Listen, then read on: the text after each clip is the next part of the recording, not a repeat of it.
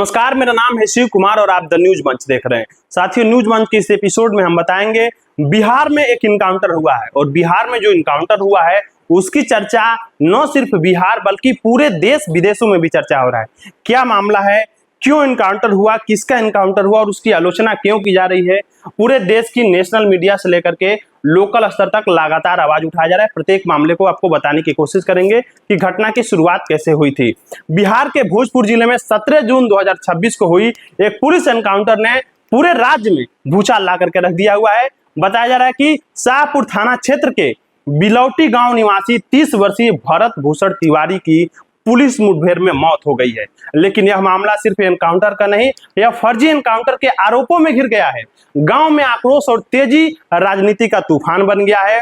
17 जून बुधवार की सुबह 9 बजे की बात है। बताया जा रहा है कि भरत भूषण तिवारी अपने गांव में फेसबुक लाइव पर आ रहा था और सोशल मीडिया पर वह पिस्तौल लहरा रहा था और पुलिस से बातचीत कर रहा था।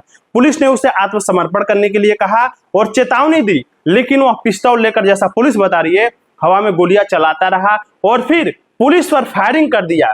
पुलिस करीब 1 किलोमीटर तक भरत भूषण तिवारी का पीछा करती रही और 1 किलोमीटर पीछा करने के बाद से पुलिस की जवाबी कार्रवाई में भरत घायल हुआ और उसके पैरों में गोली मारी गई, जैसा कि पुलिस का कहना है।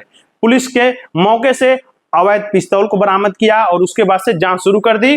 घायल भरत भूषण तिवारी को इलाज के लिए PMCH पटना ले जाया गया, वहां भर्ती हुआ, लेकिन इलाज के दौरान 17 जून को वह दम तोड़ देता है और जैसे वो दम तोड़ देता है पूरे बिहार में माहौल गर्मा गर्म हो जाता है और तमाम उसके जो समर्थक लोग थे, गांव से लेकर के उसके माँ, उसके भाई, सब लोग मामले में विरोध प्रदर्शन शुरू कर देते हैं। और एनकाउंटर जो हुआ था, पुलिस की कार्रवाई सही थी। पुलिस का कहना है कि भरत ने पुलिस पर फायरिंग की थी।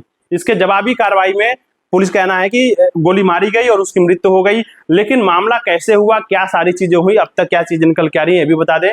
पुलिस के दावों के खिलाफ परिजनों और ग्रामीणों का आरोप है कि मृतक के पिता का कहना है कि हथियार फेंक देने के बाद से भरत ने सरेंडर कर दिया था और फिर पुलिस ने उसे गोली मार दी, जबकि कहना है कि सरेंडर करने के बाद से उसको गिरफ्तार करना चाहना चाहिए था।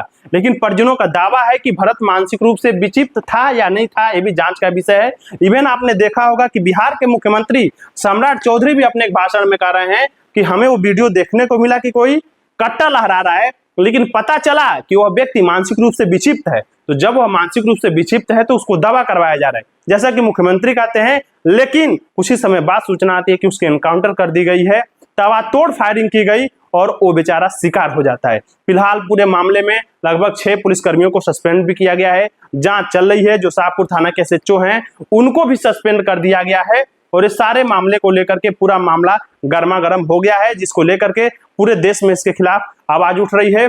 और उसके बाद से लोगों ने पूरे मामले की निष्पक्ष जांच और दोषी पुलिसकर्मियों के ऊपर कार्रवाई की मांग की है।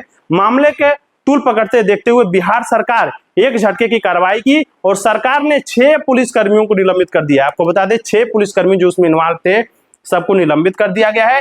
शाहपुर थानेदार राजेश मलाकार भी शामिल हैं, उनको भी निलंबन झेलना पड़ रहा है। मामले की निष्पक्ष जांच की जा रही है और NHRC की रिपोर्ट भेजी जा रही है। पुलिस ने परिवार के आरोपों को इनकार कर दिया है, लेकिन पूरे मामले की गहन जांच जारी है। जांच रिपोर्ट के आधार पर आगे की कार्रवाई की जाएगी।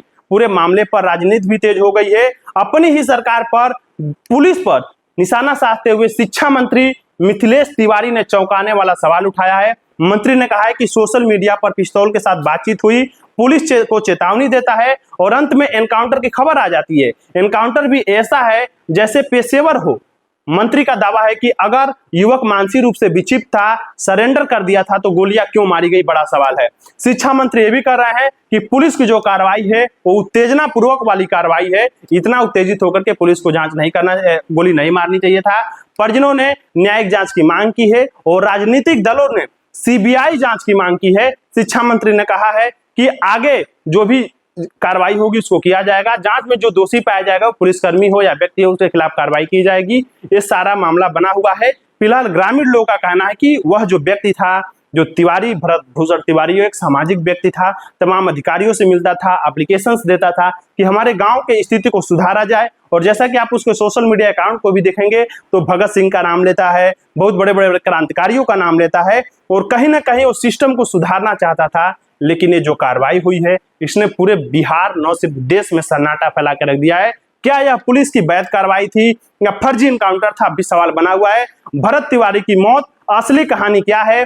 बिहार में अब निष्पक्ष जांच और दोषी पुलिसकर्मियों के खिलाफ कार्रवाई हो पाएगा कि नहीं हो पाएगा, ये सारे मामले को देखते हुए सारी कार्रवाई बन रही है। तो फिलहाल द न्यूज मंच के इस एपिसोड में हमने बताया कि वो कहाँ का रहने वाला था, भरत भूषण तिवारी, किन परिस्थितियों में उसकी इनकाउंटर की गई, कब उसकी मृत्यु हुई, अब तक 4 लेन को जाम किया गया, नेशनल हाईवे को जाम किया गया और सारी कार्रवाई चल रही है। फिलहाल देखते हैं कि प्रशासन क्या एक्शंस लेती है और क्या कोई पुलिसकर्मी अगर दोषी पाया जाता है तो उसके खिलाफ कार्रवाई हो पाएगी। द न्यूज मंच से शिव कुमार।